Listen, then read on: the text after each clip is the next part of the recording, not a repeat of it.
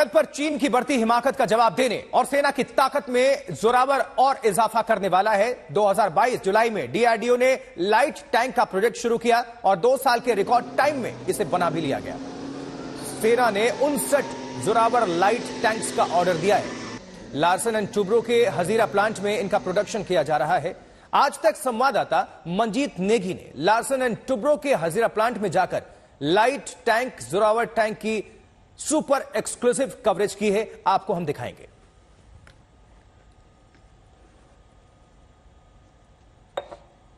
साल 2020 में लद्दाख में गलवान की खूनी भिड़ंत के बाद भारतीय सेना को एक लाइट टैंक की जरूरत महसूस हुई, क्योंकि उस दौरान चीन ने लद्दाख सरहद पर भारत के खिलाफ अपने T-15 लाइट टैंक को तैनात किया और उसके बाद डीआरडीओ ने लार्सन एंड टुब्रो के साथ मिलकर इस लाइट टैंक पर काम शुरू किया। आज हम आपको आज तक पर पहली बार लाइट टैंक की ये एक्सक्लूसिव तस्वीरें दिखा रहे हैं। और यहाँ पिछले 2 साल में डीआरडीओ ने लार्सन एंड टुब्रो के साथ मिलकर यहाँ हजीरा में इस लाइट टैंक पर काम शुरू किया, जिसके अब ट्रायल शुरू हो गए हैं।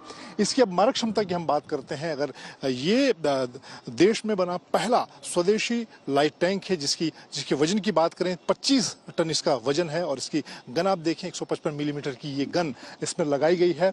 खासतौर से रूस यूक्रेन युद्ध से सबक लेते हुए, जो रूस यूक्रेन युद्ध के दौरान रूस के जो टैंक हैं T-90, T-72 टैंक, जिनका भारत भी इस्तेमाल करता है, उसको जिस तरह का भारी नुकसान हुआ, उसको देखते हुए इस तरह के चाहे यूएवी सिस्टम की इसमें बात की जाए, आधुनिक दूसरे जो संचार सिस्टम इसमें लगाए गए हैं, उन तमाम चीज़ों से लाइट टैंक जोरावर को पूरी तरह से तैयार किया गया है। और ये देश का पहला स्वदेशी लाइट टैंक जोरावर है, जो आने वाले दिनों में भारतीय सेना का हिस्सा होगा।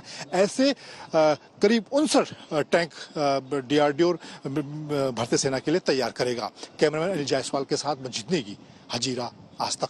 अब हम आपको जोरावर लाइट टैंक की मारक क्षमता दिखाने जा रहे हैं। कैसे ये लद्दाख जैसे ऊंचे पहाड़ी इलाकों में ऑपरेशन को अंजाम देगा, इसकी मारक क्षमता को आप देखें। 50 किलोमीटर की स्पीड से ये किसी भी तरह के ऊंचे पहाड़ी इलाकों में जा सकता है, नदी को पार कर सकता है। और रूस यूक्रेन युद्ध को देखते हुए इसमें कई तरह के चेंज किए गए हैं। खासतौर से भारतीय सेना के पास रूस के बने T-90, T-72 टैंक हैं। उन्हें देखते हुए जोरावर टैंक में कई बदलाव किए गए हैं। इसमें अगर देखें तो यूएवी हमले से निपटने के लिए इसमें आधुनिक सिस्टम लगाए गए हैं। 155 मिलीमीटर की इसमें गन लगाई गई है और ये बहुत तेजी के साथ ऊंचे पहाड़ी इलाकों में दुश्मन से मुकाबला कर सकता है। कैमरामैन अनिल जायसवाल के साथ मंजीत नेगी, हजीरा, आज तक। हमारे साथ डीआरडीओ के चेयरमैन डॉक्टर कामत है। आपसे जानना चाहूंगा सर, कितना बड़े मौके के तौर पर इसको आप देखते हैं, क्योंकि एक रिकॉर्ड टाइम पर एक लाइट टैंक हम देख रहे हैं। नहीं, इस चीज़ की हमारे आर्मी को बहुत ज़रूरत है, इसलिए डीआरडीओ और एलएनटी ने मिलके ये टैंक जितना जल्दी हो सकता है उतना जल्दी एक सिनर्जिस्टिक काम करके बनाया है। ये 2-2.5 साल में पूरा डिज़ाइन और डेवलपमेंट इस टैंक का कंप्लीट किया है और हमें उम्मीद है कि अगले 6 महीने में हम लोग डेवलपमेंट ट्रायल्स भी कंप्लीट करेंगे और फिर यूज़र इवैल्यूएशन के लिए देंगे। क्या चैलेंजेस रहे हैं और क्या, जैसे हमने देखा कि जो लद्दाख के बाद इस तरह के टैंक की हमें ज़रूरत पड़ी, जो इंसिडेंट हुआ, रूस यूक्रेन से भी हमने लेसन्स लिए हैं, तो किन किन चीज़ों को ध्यान में रखा गया, क्या चैलेंजेस थे?